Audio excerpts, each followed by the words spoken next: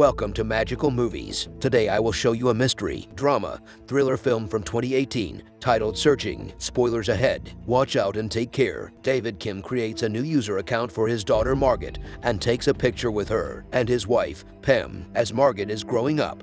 Photos and videos perpetuating the family's happy memories are being uploaded on YouTube or different files. Eventually, Margaret starts taking piano lessons, and David later buys her a piano so she can practice with her mom every day. One day, Pam finds out that she has lymphoma. The family does their best to fight it, but it doesn't work out and she ends up in the hospital. Margaret creates an event on her calendar and names it Mom Comes Home. At the hospital, Margaret is playing a sad melody on a toy piano, while her pale mom barely manages a faint smile. And so Pam passed away, leaving her daughter and husband to take a picture by themselves on Margaret's first day of high school. Windows XP is updated to Macos and David is messaging his daughter. A not-so-happy father requests a FaceTime and reprimands his daughter for forgetting the trash. He also asks about her whereabouts and plans. Margaret says that she's going to be running late at her bio-study group and hangs up before David could ask about her final. He still proceeds through messages and she admits not having done so well but would still pass. David expresses how proud he is of his daughter and he types that her mom would be proud too,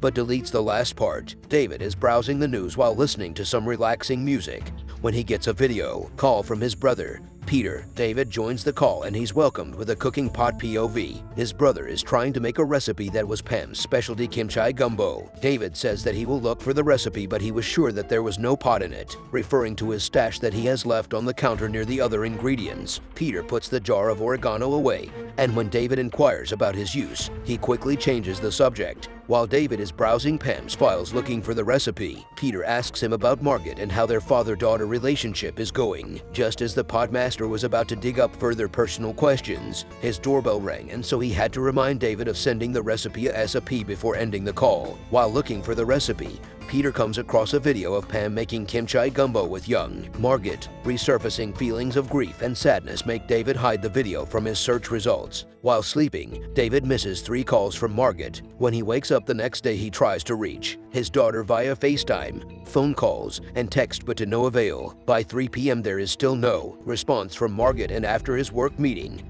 David is about to text her when he notices that Margaret has left her laptop at home, which is very unlike her. He leaves her another voicemail, during which he realizes that it's Friday and she is usually at her piano lesson at this time. He calls her piano instructor asking to speak to his daughter, but she is confused since Margaret had stopped attending 6 months ago. Taken aback by this, he scrolls through his conversations with Margaret, in which there are pictures of David leaving her the money for piano lessons and Margaret saying the sessions were going great. The worried father calls her school, who informs him that Margaret hasn't shown up to class that day. Anxious, he texts his brother, who suggests that she might have ditched school to go on a trip with her friends and that David should ask them about his daughter's whereabouts. Not knowing any of her friends, David searches for Margaret's social media accounts, but they are all private. David logs into the family's old computer through Pam's session. She has been keeping the contacts of Margaret's middle school friends in an address book. David dials the number of Isaac's home and the mother picks up, instantly recognizing Mr. Kim. Isaac's mom tells him that it might be a reception problem since her son and friends went camping and that Margaret was definitely invited and that they'd come back the next morning. The angry father throws a tantrum through a long text but ends up deleting it and simply requesting Margaret to call him as soon as she gets reception.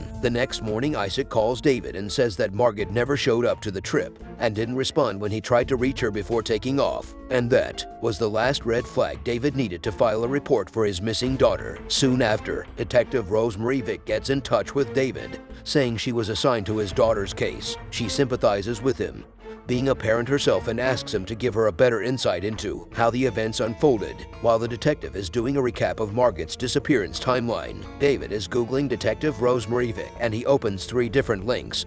One video where she's given an award, her Facebook page that shows she has a son, and an article about her building a recovery clinic with ex-convicts. David opens Margaret's laptop and tries to log in to her Facebook, but her password isn't saved, so he clicks on Forgot Account. A code is sent to her email, which he can't get into either, so he sends another code to her recovery email, which he created, so he manages to get in. He then looks at her Facebook friends list and calls one of them. David asks him questions like when he last saw Margaret and where he was the night she disappeared, and notes it down into a spreadsheet. He shows it to the detective, who asks David to update her if he learns anything and also to share the spreadsheet with her. So David starts calling Margaret's 289 Facebook friends one by one, asking them the same questions. After several calls with Margaret's recent chats and acquaintances, he realizes that his daughter didn't have any real friends and that she was isolating herself most of the time. After going through 2/3 of her friends list without learning anything useful,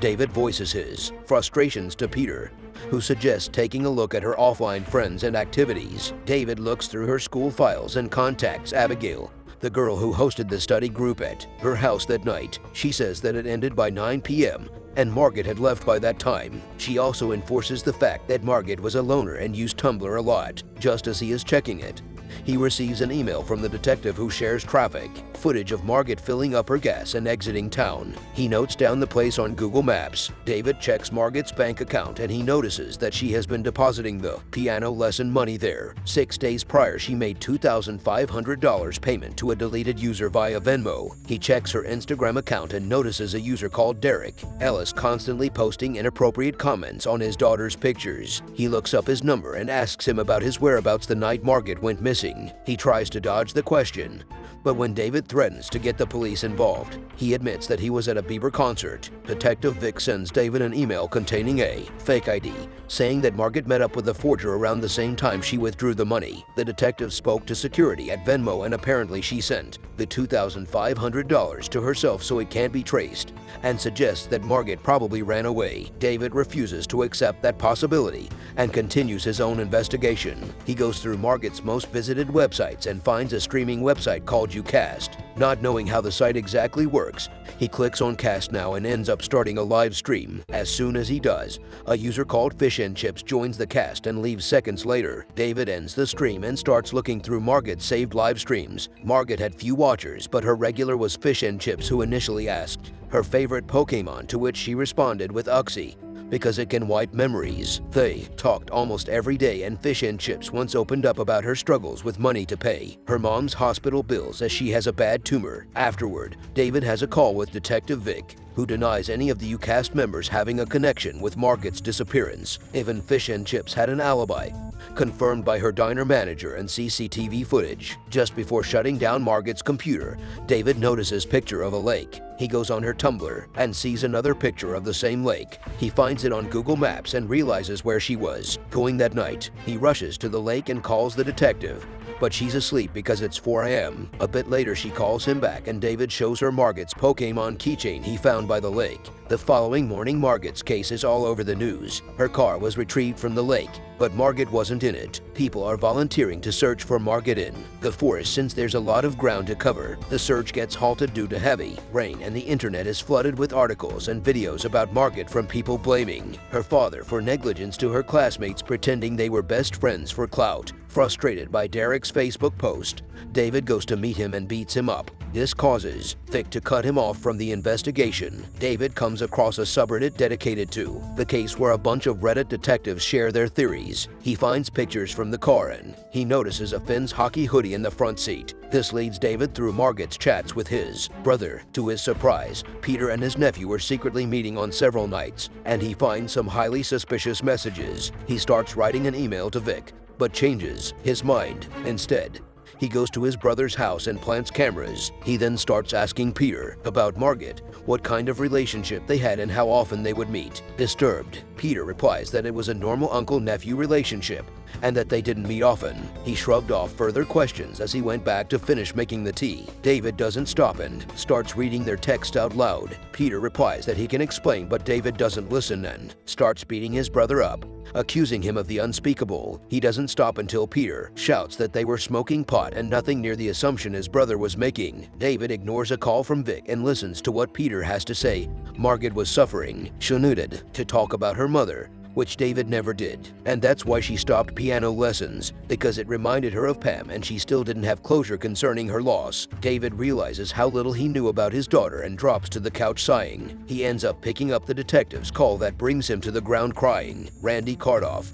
an ex-convict, has uploaded a confession online of torturing and murdering Margaret before taking his own life, and that was enough to declare her dead. David starts uploading pictures for a memorial service, and when he's done, a thank you page appears with a picture of a woman holding flowers. David realizes that it's the same woman that appeared on Margaret's live streams under the name Fish and Chips. He searches the profile picture on Google and finds a bunch of pictures of her doing various things. He doesn't realize that Margaret was catfished, and that the woman in the profile picture is just an actor for stock photos, kinda like my boy Harold. So he tracks down her number and calls her. She seems clueless about the streaming website and all the details that the detective presumably checked out. David tries to reach Vic, but she doesn't pick up. He then reaches out to the 911 dispatcher, who couldn't connect him to Vic directly, yet she praises Vic's volunteering for the case. David makes the dispatcher repeat herself twice, as he was sure Vic said she was assigned to the case, but the dispatcher said that it was done voluntarily as soon as the missing person report was filed. David takes another look at Detective Vic,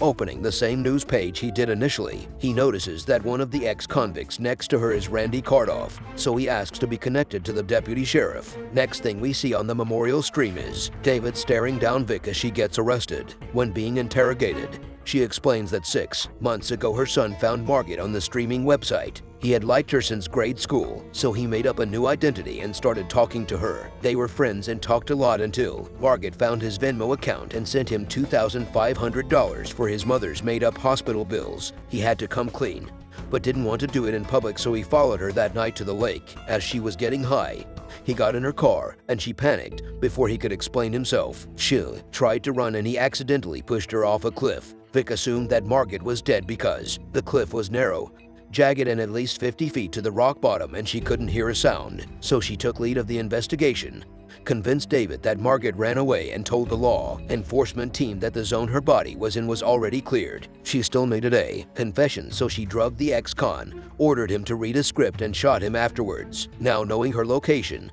a team has been dispatched to retrieve Margaret. Turns out she is still alive and makes a full recovery. Some time later, Margaret is continuously refreshing her application for the music conservatory while texting her father. She's come to have closure concerning her mother's death and is ready to take back her piano passion. Her father, on the other hand, is no longer reluctant about bringing up Pam, and while telling Margaret that he's proud of her, he sends the text that he deleted at the beginning of the movie, that her mom would be proud too. The end. Thank you for watching. Subscribe if you'd like to see more videos like this.